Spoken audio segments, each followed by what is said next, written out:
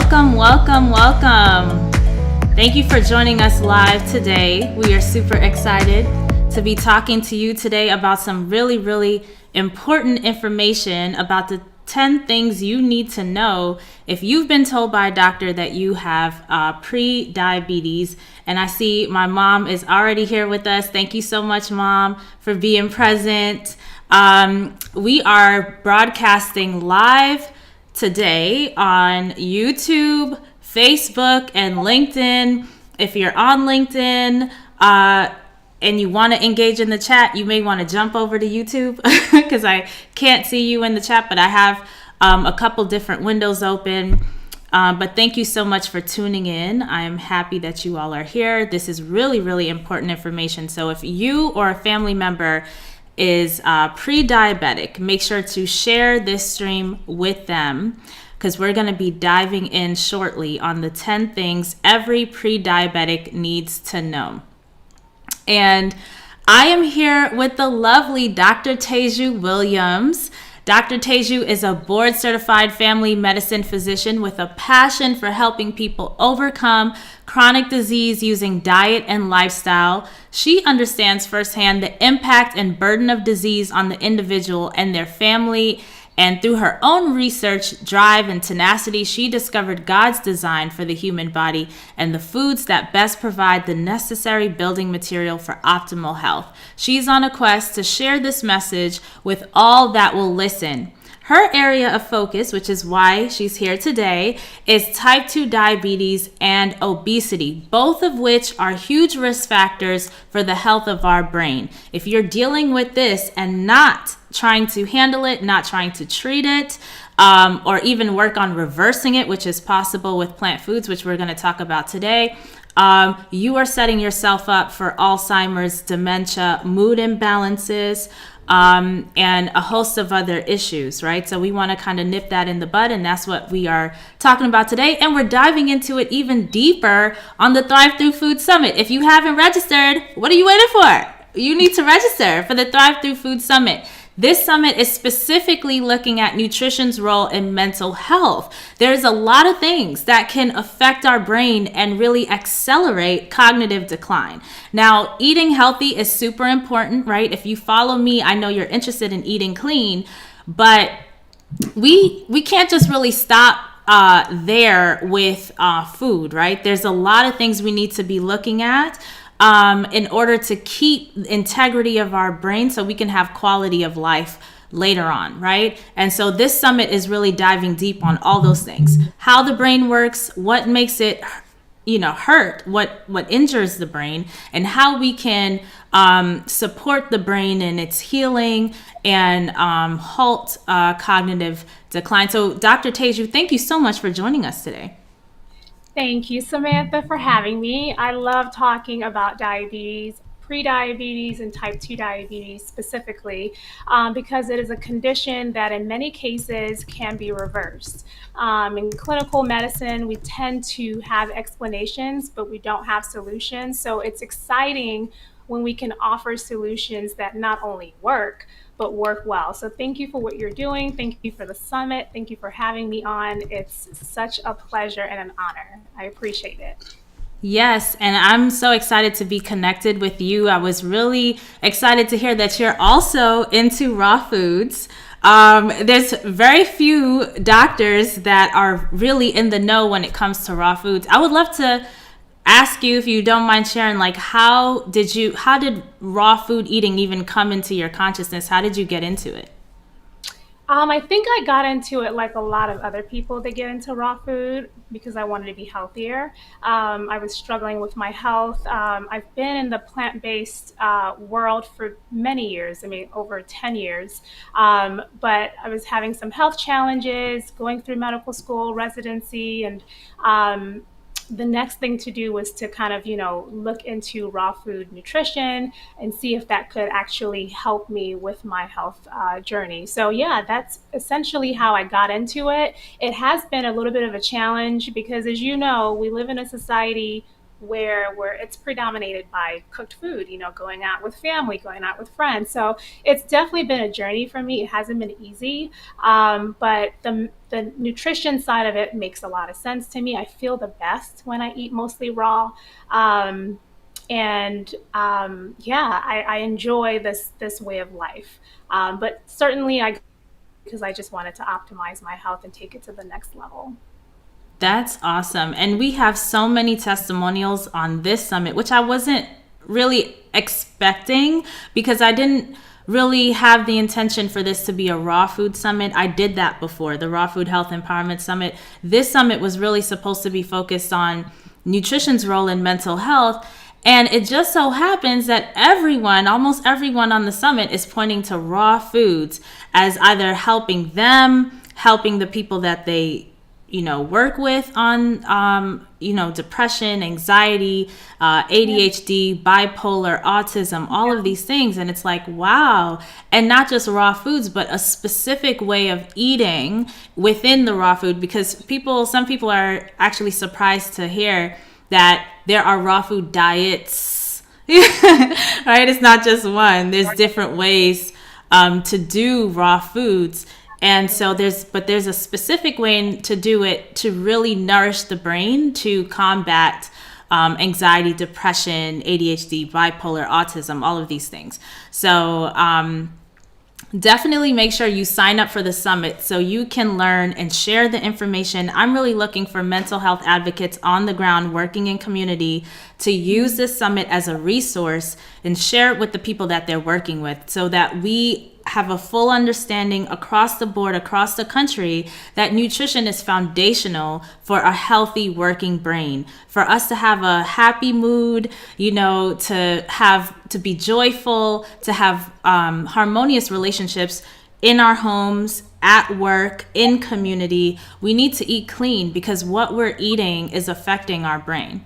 And so we're going to dive into that, especially from the chronic disease standpoint. On the summit, not only do we have Dr. Teju going into more detail on fighting diabetes and obesity for better mental health, we also have Dr. Shayla Toombs-Withers on day one talking about the mental health impact of chronic illness. So folks who are dealing with a variety of different chronic illnesses tend to have mental health issues with depression, anxiety, outbursts, irritability, and these types of things because the health of their body, because it's deteriorating, is impacting the brain. It could be inflammation, it could be a compromised cardiovascular system, it could be a compromised immune system. All of these things can impact the health of your brain. So definitely tune in and share this summit with everybody. Spread the word. ThriveThroughFoodSummit.com. Go there, register. You want to make sure you're registered so you get the emails with the links because it's via email. We're sending the links to watch each day's interviews. There are 3 days of interviews, almost 30 speakers and sessions, and you get 48 hours to view each day for free. We also have some bonus sessions for folks who purchase the All Access Pass, and a new one coming up on basically how to go on a fruit-based diet for weight loss and using DBT. We're going to learn about DBT. A lot of us know about CBT, which is cognitive behavioral therapy. DBT, I believe, is dialectic behavioral therapy, and utilizing that to stay on path with healthy eating, especially when it comes to raw foods, because it's such a huge jump from what most people are doing. So we need all the help and support that we could get. So on to today's topic, we're going to dive right into the 10 important things every pre-diabetic should know. So you got this diagnosis of pre-diabetes. What's the number one thing? In my opinion, I would say the number one thing is making lifestyle changes now so that you can prevent or delay developing full-blown type 2 diabetes. Dr. Teju, have you ever heard of people saying it's too late? Because I know I hear that a lot from people. Like, it's too late, it's too far gone, the body's too far gone, there's nothing I can do. Do you ever believe it's ever too late to put type 2 diabetes in reversal at any stage? No, certainly not. And I love what you said about making lifestyle changes now to prevent further worsening of type 2 diabetes if you have type 2 diabetes, or developing type 2 diabetes if you're a pre-diabetic.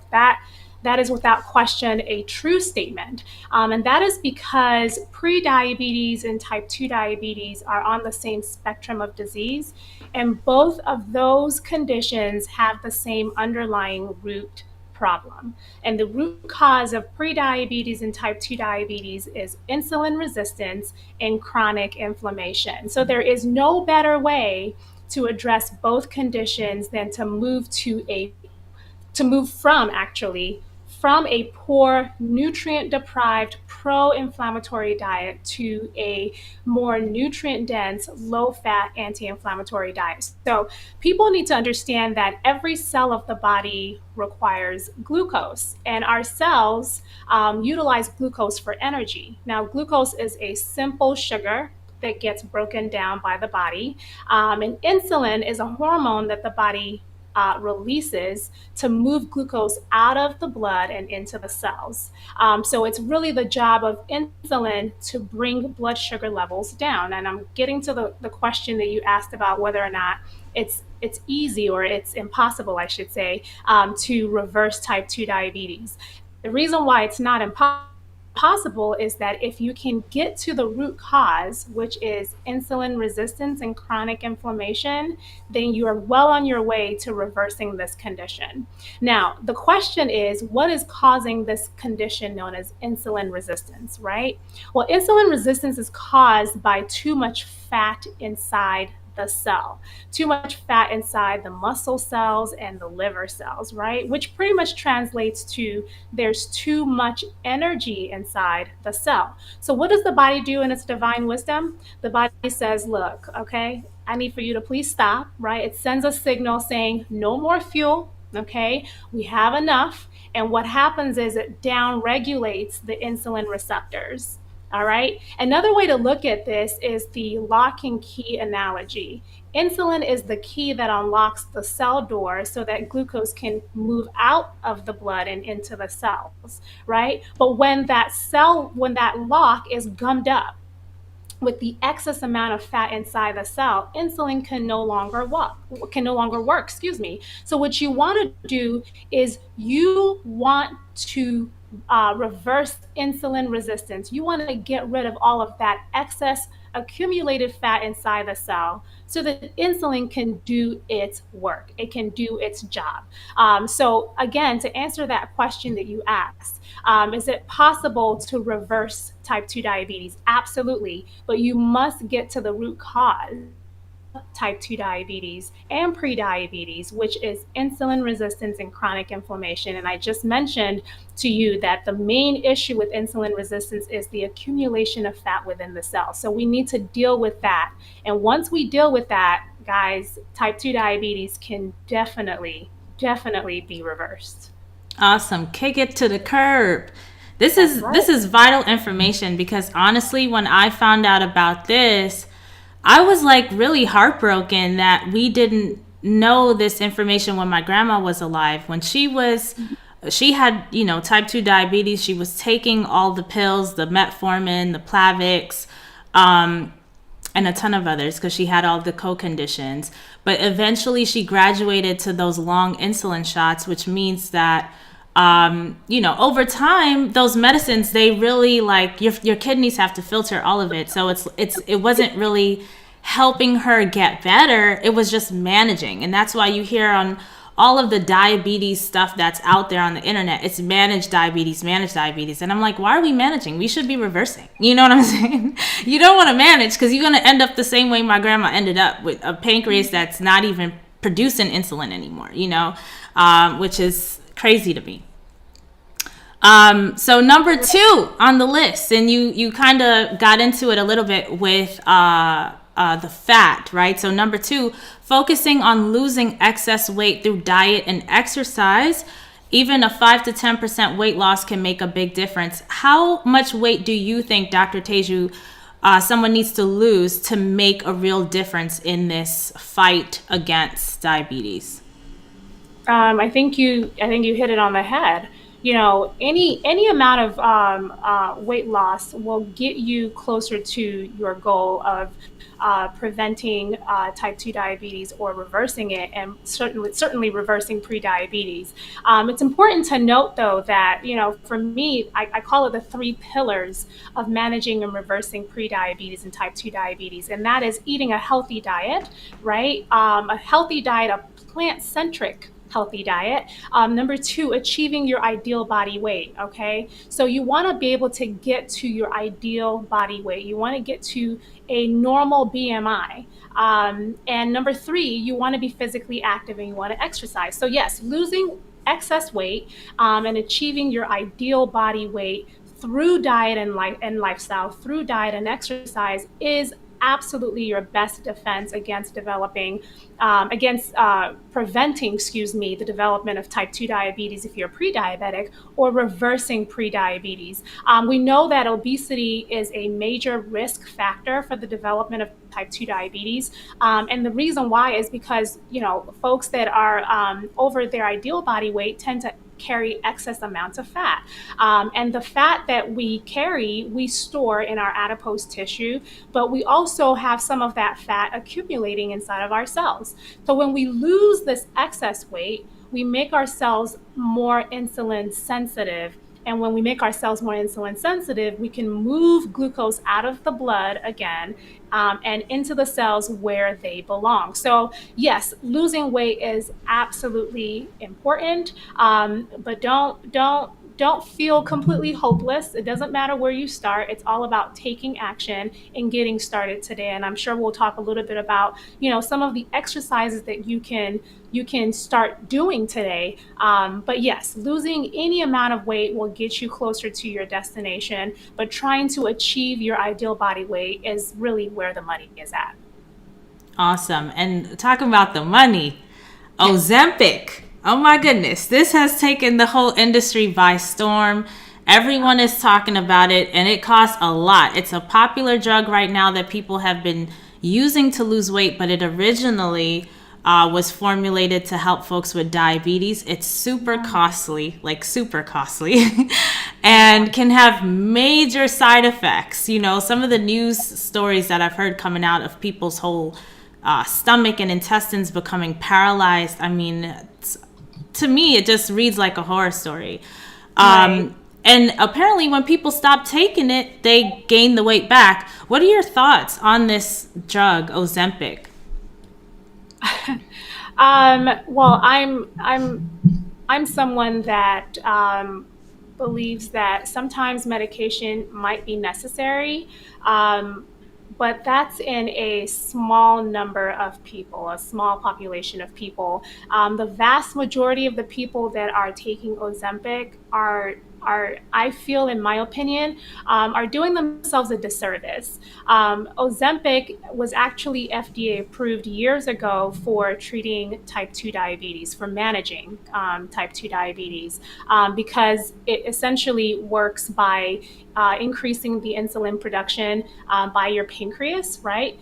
So that helps to move glucose out of the blood and into the cells, but it also slows down gastric emptying.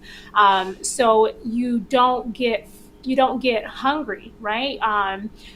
It decreases your appetite. So we saw that, this drug decreases your appetite, it must help with weight loss. And indeed, it can cause weight loss in the short term. So recently, the drug has now been approved for weight management, and we are now seeing people jumping on this bandwagon of using Ozempic for a drug that it was not intended for a condition that the drug was not intended for to begin with, right? This was a medication that was intended for treatment of type 2 diabetes. Now we're using it for weight management. The problem I see with this is that, number one, it encourages people to continue living an unhealthy lifestyle, right? So you're not doing anything to improve your condition. You're just taking a medication in hopes that you will lose the weight. And you might lose the weight, but you might also gain other side effects, unintended side effects along the way. People are having all kinds of symptoms associated with Ozempic. Is it worth it, guys? I feel like this is just a wave, and something else is going to come about in another couple of years, and people are going to jump on that wave. This is just merely symptom control. We're trying to get to the root cause. And the root cause of obesity, the root cause of prediabetes, the root cause of type 2 diabetes is your diet and lifestyle. Let's get the tools we need, figure this thing out, and live your best life without relying on medication that doesn't work in the long term. Plus, like Samantha said, it is so expensive. Like So expensive that even the UK, they can't seem to work it out. So it's not really picking up steam the way it is here, because their whole medical system and how they finance that is different, which is really, really interesting.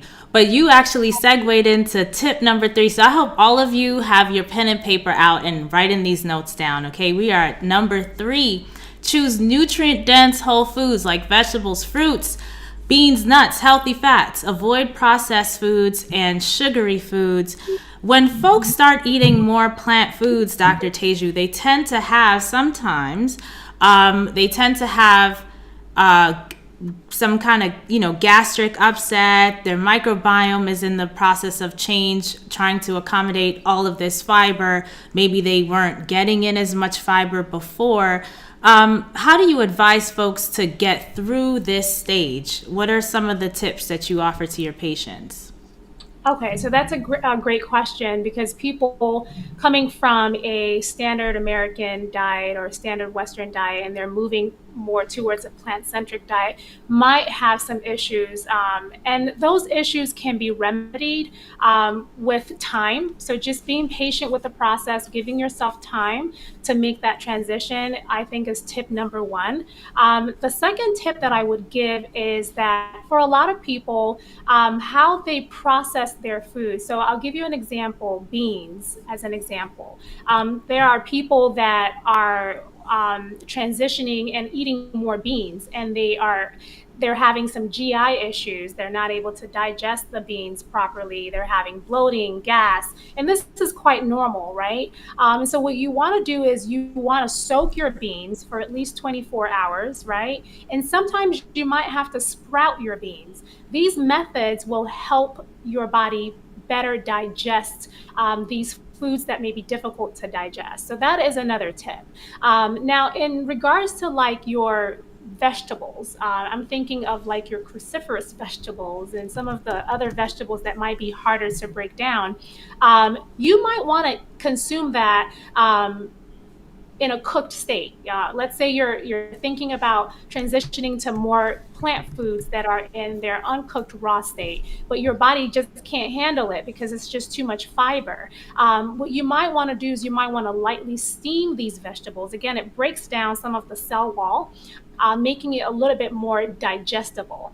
So these are some of the tips that you can kind of employ to make this transition a lot smoother. And what will happen is your gut microbiome becomes a lot healthier. You now have more of the friendly bacteria in your gut. You're able to now digest some of these foods a lot better over time. But in the beginning, when you're making that transition, you might run into some problems. So yeah, take your time, eat smaller amounts of those foods, and process your food in a way that it makes it easier for your body to digest it. So if you need to soak. If you need to sprout.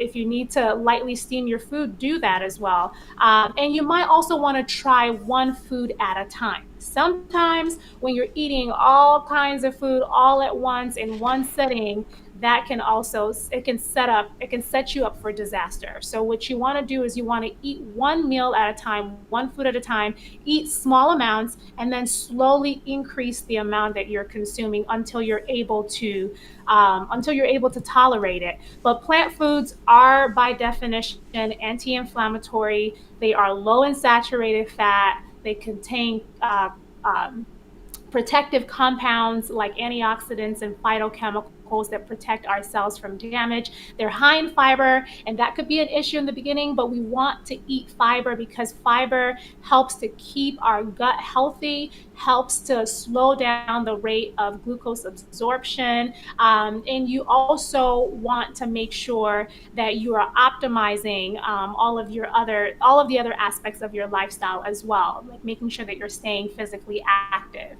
And you definitely want to avoid all of the refined foods, all of the sugary foods, because they contain no fiber. And fiber is necessary, even though fiber, when you're making that transition, can cause some issues. Just take it slow. And increase the amount that you're consuming on a day-to-day basis, and your body will adjust. But you definitely need fiber in the diet. You want to avoid the refined foods and the sugary foods because they also lead to excess weight gain, and that can damage your health over time. They don't contain vitamins, they don't contain minerals, they don't contain antioxidants. They're also very high in trans fatty acids, and we tend to see foods like cookies and all the good stuff, right? Cookies and croissants and all of these things that can sit on the shelf Plantain chips. right? All the stuff, right? Yeah, That tends yeah. to sit on the shelf for years, or at least for many weeks, if not, months. They're able to sit on the shelf because they have trans fat, right? And these trans fats helps to increase their shelf life, and it prevents the food from going rancid. But these things also affect our bodies, and can cause disease and can lead to things like pre-diabetes and type 2 diabetes. So yeah, transitioning to a plant-based diet is key, but the way you do it can really make the difference. Especially for sustainability. So we're Right. getting into number 4, and you've been hinting at it. We need to increase physical activity with a goal of at least 30 minutes of moderate exercise 5 days a week. Walking is a great option. What, in your medical opinion, is a great place to start with physical activity for someone who's been really sedentary and considered obese? Walking, you said it. So if you go back to my 3 pillars, of managing and reversing prediabetes and type 2 diabetes, you'll see that exercise is one of those 3 pillars, right?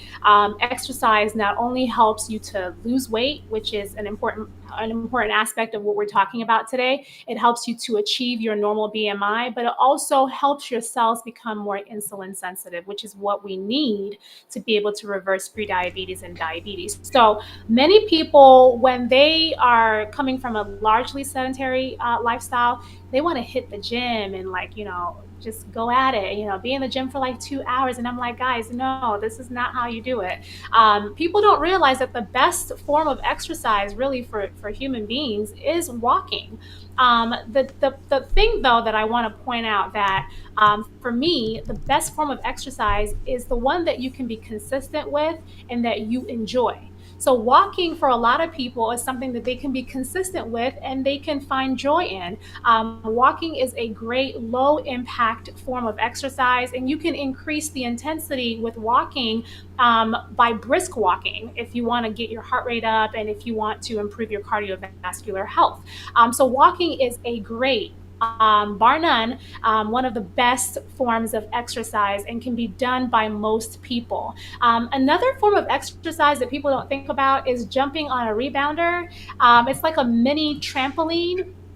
I have found this to be an excellent way of exercising as well, because it not only helps with people who have joint issues, if you have knee issues, arthritis, hip problems, getting on a rebounder is great for that condition, but it also helps to move your lymphatic system.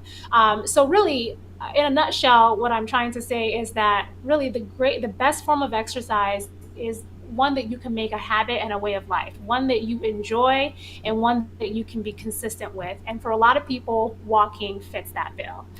So yes, walking is great.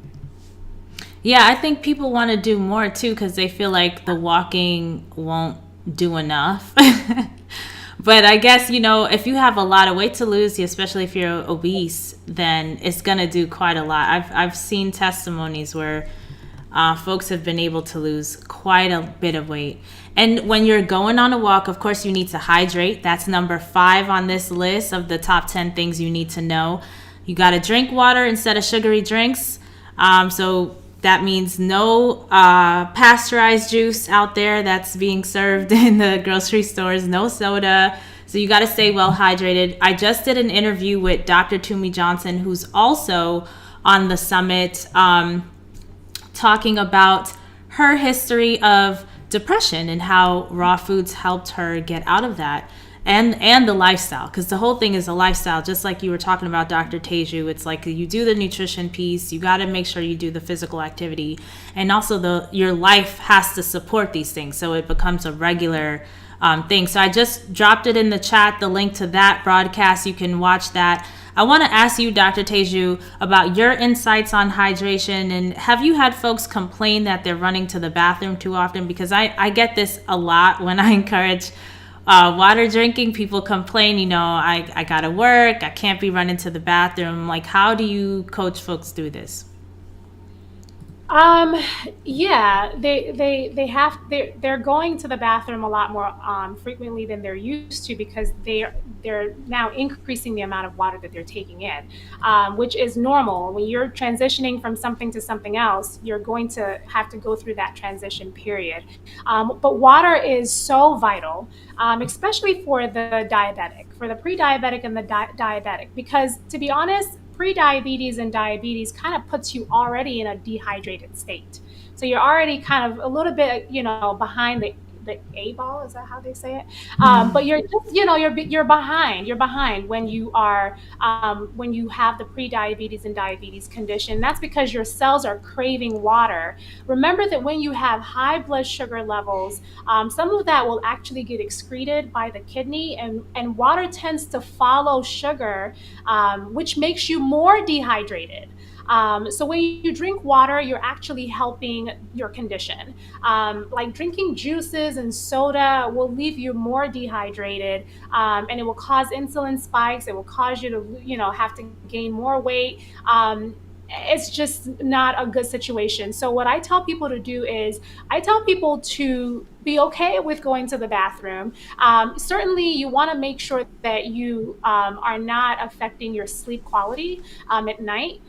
With having to get up multiple times a day or multiple times at night. So what you want to do is you want to make sure you're not drinking water too close to bedtime. But you want to aim for, and I know that, we say 8 glasses of water a day is kind of like the standard medical advice. But I tend to believe that if you are including more fruits and vegetables in your diet, fruits and vegetables are full of water.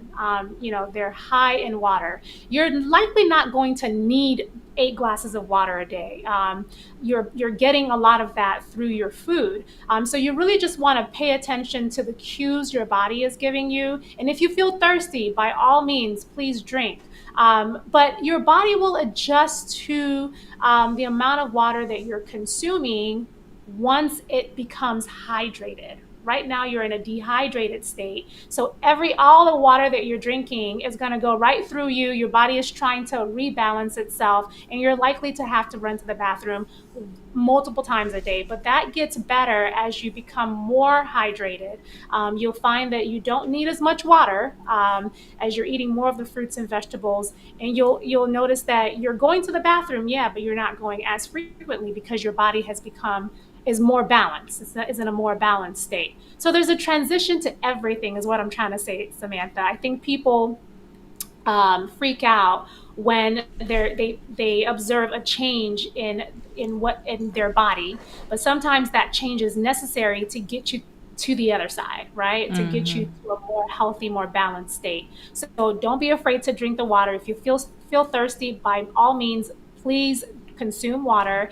Make sure that you're eating a lot of fruits and vegetables because they, by nature, are very hydrating. And I think you're well on your way. Yeah, and I say, listen, if you're concerned about taking more steps, I don't know why, because we trying to exercise, right? We got exercise snacks in here, basically. Every step Right. is helping you with your, calorie burn. We True. shouldn't, it's not healthy for us to just be sedentary in front of computer screens for 8 hours, 9 hours. This is, our body has not kept pace with this new way of being, new way of living. So true. So thank water for running you to the bathroom. That's what I would say. It's a whole mindset shift.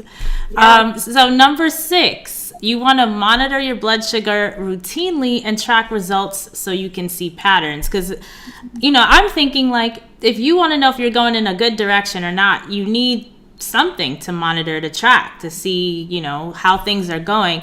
For folks who are pre-diabetic, what are your thoughts on monitoring blood sugar? What exactly should they be looking for to track results? Yeah, I think that if you're pre-diabetic, you may not have to check your blood sugars as often as if you were a type 2 diabetes, but it is important to know that what you're doing is working. So tracking your blood sugar is absolutely vital for both pre-diabetes and type 2 diabetes. So I tell people that they should at least, at the very least, check their fasting blood sugar. So that is, make sure that you check your sugar before you have your first meal. And that is typically a good way to track your blood sugar. But, a lot of people will freak out, Samantha, when they see high blood sugar levels as they're making a switch from consuming, like their standard diet to a more plant-centric diet. And this is normal. Normal physiology, even for the non-diabetic or the non-pre-diabetic, is that when you consume a carbohydrate-rich food, your blood sugar is going to go up transiently, and then it's going to fall back down. So it's okay if your blood sugar goes up a little bit. It's going to, over time, balance itself out, provided, especially as a pre-diabetic and a type 2 diabetic, provided that you're making the switch, right? That you are consuming a diet that is lower in fat, that is more plant focused, and that you are reducing the amount of fat in your diet, that you are reducing the amount of animal products in your diet, and that you're eating more plants in your diet. When you do this, over time, your blood sugar levels are going to normalize, and your body is going to be able to oxidize the excess amount of fat that's stored up inside the cell. Your body will be able to break that down so that you can become more insulin sensitive. And when you track your blood sugars, you can now start to see that your blood sugars are coming down very steadily and in a slow fashion, which is what you want. So within a couple of weeks, you're going to see a marked improvement in your fasting blood sugar. So it is important to track, even if you're a pre-diabetic. Again, like I said, so that you can see that what you're doing is working. I certainly, definitely advise that. Now, if you're a type 2 diabetic, certainly you want to track your fasting blood sugar, but you might also need to track your blood sugars if you're feeling symptomatic throughout the day. So if you feel dizzy, lightheaded, you want to make sure that you're not dropping, because when you start making this change to a plant-centered diet, people don't realize how powerful it is. Lifestyle changes are indeed powerful, and your blood sugar is going to start coming down. You want to make sure that you're not dropping to very dangerous levels. You know what I'm saying? So you definitely want to make sure that you're monitoring frequently. But certainly your fasting blood sugar level should be monitored by both pre-diabetics and type 2 diabetics. Yes, and also stress needs to be monitored. That's number 7, learning to manage stress levels through relaxing activities, social support, and smart time management. What are your best tips around this for folks who are pre-diabetic? Because stress just creeps up on us, and what can we do about this? Yes, I love this question, Samantha, because stress, I used to hear people say stress kills, and I'm like, no, it doesn't. And really, really it does. Stress in the acute setting, when you're running away from, lion or whatever the case might be, that's good kind of stress. But the stress that we're dealing with today is the chronic long-term stress, which can be very damaging to our health in so many ways. And I understand all about stress because I've been under a lot of stress for many years, and it really can take a toll on your health. So when you're under a lot of stress, that chronic state of fight or flight, our adrenal glands have to work overtime, and we're releasing hormones like cortisol and adrenaline. And these hormones not only raise your blood pressure, not only raise your heart rate, but they also raise your blood sugar, right? And they also affect your ability to digest your foods and to absorb the nutrients from your food. They cause things like irritability. They cause things like anxiety. They cause, things like difficulty falling asleep or staying asleep, and so much more. They also weaken your immune system, and they can lead to things like weight gain because now your appetite is stimulated. So like I said, I've learned the hard way the detrimental effects of stress. And what I tell people about stress is that it's just not worth it. It's just not worth it. Find ways to deal with stress. One of the things that I try to do is practice gratitude. That is a great way to handle your stress. What are you thankful for? There's got to be something in your life that you are thankful for. So focus on that. Surround yourself with people that will celebrate you. Okay, celebrate you, not tolerate you. Yeah, so that's amen to that. Right? Amen. Yes. Absolutely. You definitely want to do that. You want to make sure that you are getting plenty of rest. Like when you are stressed, that's the time you need more sleep, more rest. You want to change jobs. I know this is controversial for some people, but if you need to change jobs and change careers. Yes. It's not working for you. Dropping bombs today, Dr. Teju. I'm talking from experience. So like if you need to change jobs or if you need to change careers, please by all means do that, because again, stress is just not worth it. And also another thing that I really love doing is taking walks out in nature. So find an area around you that is just beautiful with trees, that you can walk. That is another great way to handle your stress, and learn to say no to people. I think some of us are people pleasers, and we overextend ourselves, and that can lead to a chronic state of stress. So sometimes you just gotta say no. And then set healthy boundaries. Again, it falls back to the idea of wanting to please people. So you're everything to everybody. That can cause stress too. So learn to set healthy boundaries, learn to say no, learn to get plenty of rest, really practice gratitude.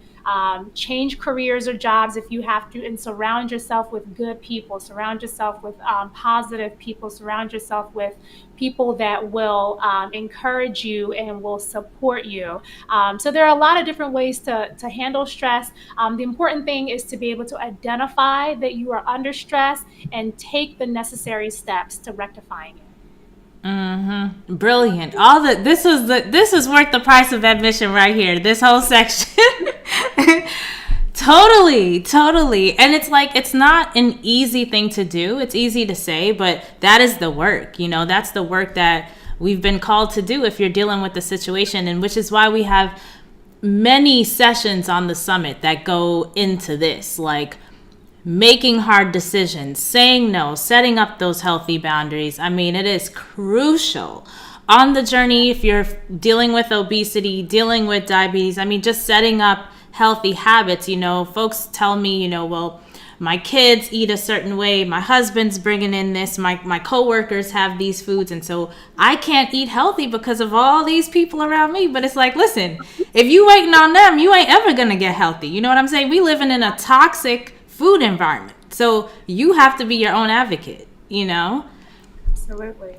Crucial to stand up for yourself and advocate for yourself. So for tips 9 and 10, I'm gonna just group them all together. Number 9 is you gotta find a doctor that can help reverse, underline, bold, reverse your type 2 diabetes and your pre-diabetes diagnosis, so you're not stuck on drugs, because this is not the way. If you've read my book, You Can Afford to Be Healthy, I've seen where that goes, right? You don't want to be stuck on the drugs if you don't have to. You want to reverse this thing. And number 10, join an education program for more resources and support to make the lifestyle change. Dr. Teju, tell us, how can folks connect with you since this is your specialty? Do you work with folks via telemedicine? Do you have a group program for them? How do you work?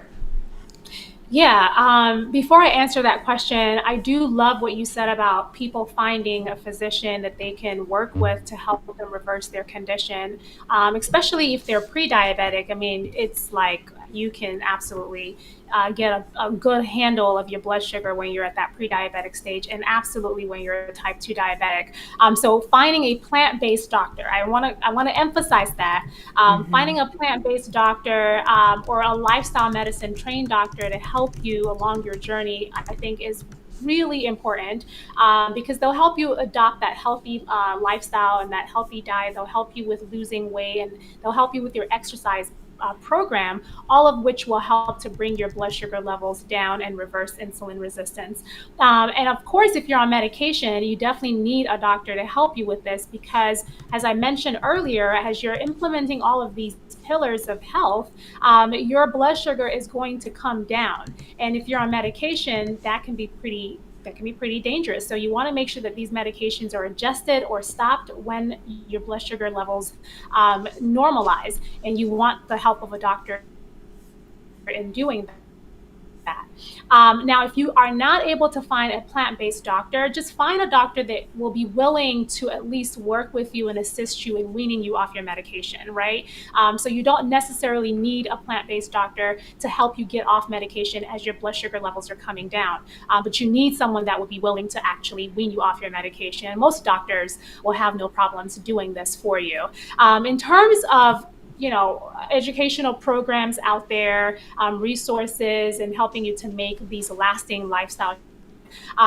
There are so many out there. I think the beautiful thing about our modern society and our modern way of living today is that we have all of these resources at our fingertips, right? You can just do a quick Google search and there's a list of, companies and businesses and names that pop up. So, YouTube is a great resource, even though I'm saying that with a grain of salt. Of course, there are a lot of information out there that isn't good, but there are a lot of good information out there too. So, utilizing YouTube and social media to find these resources will be very advantageous to you. I have moved away from clinical practice, so I don't see patients in my office, but I do work with clients. So I do now have a nutritional coaching program where I do work with clients for 3 to 6 months, particularly diabetics and pre-diabetics and individuals wanting to lose weight. So I'm more than happy to assist you on this journey as you're making this transition through my nutritional coaching program. I also have a study club that I recently started with another colleague of mine. She's actually a lifestyle trained physician, and we have made this study club available to pretty much anyone anywhere in the world, because type 2 diabetes and pre-diabetes isn't just a condition that's affecting us here in the United States. This is a global epidemic, and a lot of people are still confused with all the misinformation and disinformation about how to manage diabetes. We felt that it was an important thing to be able to provide them with the education and the tools they need so that they can help themselves reverse this condition. So if you are interested in being a part of that study club, please just reach out to me. We meet every Sunday via Zoom, so it's easily accessible, and you can get all the information you need about type 2 diabetes and ask questions. Kind of similar to this forum, Samantha. We provide a presentation style format, and then we leave room at the end for people to ask questions. It's a great way to stay educated, get educated, and stay educated in the topic of type 2 diabetes, pre-diabetes, and all other chronic conditions. So yeah, you can find me on social media. I have a website and all of that. I think hopefully Samantha will be able to provide here. Yes, I just dropped the information in the chat at turahealth.com. And you can connect with Dr. Teju. I highly recommend, because it's good to be in community. This is how lifestyle change happens. I know for me in particular, I was in a safe space for change. And 15 years later, I have maintained that change. And I couldn't imagine ever reversing on this because it's so ingrained in me. And that's what happens when you have a great foundation, being in the right community with the right people, hearing the right information, because not everything on YouTube is good. I mean, I was just listening to a lecture yesterday who caused the spike with this whole like Celtic sea salt being now flying off the shelves, which is like the healthiest salt, and it's hard to get now because this one woman did a did a video, but you know, she said one good thing and then she turned around and said something that was completely inaccurate, and it was literally about type 2 diabetes, the same stuff you hear everywhere else, that it's caused by sugar. No. Okay. if you want to get into the weeds, I mean, she needs to watch this broadcast. That's what she needs to do. And join the summit. We have a lot of smart people on this summit, the Thrive Through Food Summit, folks who have clinical experience, physicians like Dr. Teju, and also people with lived experience. Dr. Baxter Montgomery, who opens up the summit on day one, he's a cardiologist. Not only is he helping folks with a ton of issues, usually they're in like really crisis, you know, all the doctors have basically said they can't do anything more for these folks. And he's helping them with a raw food diet to get them back into a space of homeostasis so they can live a nice, long, healthy life. But he personally had an experience with raw foods, with juice feasting, you know. So he has the personal, he has the clinical, and this whole summit is about this, you know, people talking from all of these different perspectives, from the clinical, from the personal, you know. So this is not, I read a book and now I'm sharing it with folks. This is no, like, I've seen it, I've experienced it, you know, and we have a ton of research. On day one, I do a session on all of the evidence that points towards plants for health and longevity, because people are still, you know, pushing eating nutrients through animal products. But it's like, why would you, you know, if I'm trying to get protein, I wouldn't eat my mom's vomit to get protein. Like, I can just eat the protein myself, right? Why would I want to get it secondhand, you know? And when you eat animals, you're getting stuff secondhand, and with all of these adverse side effects, you know, that puts you at risk for the diabetes, the obesity, and all this stuff. So there's tons of research that's been around for like over a century, you know, pointing towards plants for health and longevity. So definitely make sure you sign up for the Thrive Through Food Summit. Register today so you do not forget. You don't want to miss day one. And the folks who register early, you know, got a sneak peek. So you want to make sure you get in early. Dr.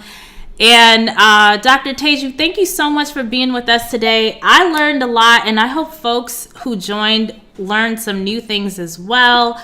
It was really quite insightful. So thank you. And we're looking forward to your talk on the summit. Thank you. Thank you so much, Samantha. It was great talking to your audience. I hope that I just want to be able to empower and provide people with hope.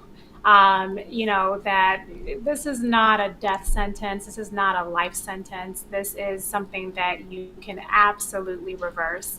But you do have to take the steps. You do have to, you know, you have to just do the work. And like Samantha said, just get around people that can encourage you, help you, educate you, motivate you. And it gets easier over time. It does. It gets a lot easier with time. It sure does. And people make the journey fun, right? That's what life is all about. So hope to see you on the summit. And thank you so much for joining us. Bye.